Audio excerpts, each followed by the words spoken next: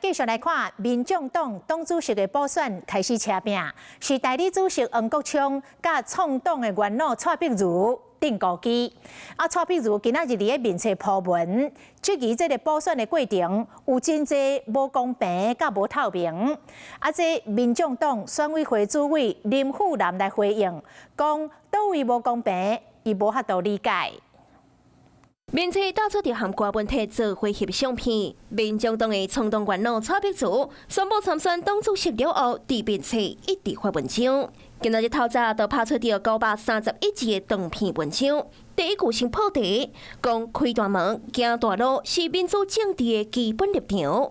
内容讲到主席补选的过程中，看到真侪无公平、无透明现象，更加讲到民主政治的核心伫制度，毋是量身定做的规则。 和外界解释者是咧警惕党中央。任何特定的候选人有不公不义的状况吗？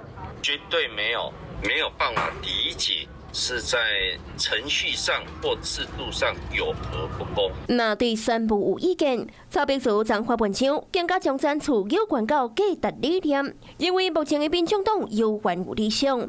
严个人毋是当初迄阵有共款价值观的人，向创党派化为党时，更加讲民众党无应该成做大党的附随组织，更加袂当做特定政党的细汉的。严个这篇文章看在其他党员的眼内有无共想法。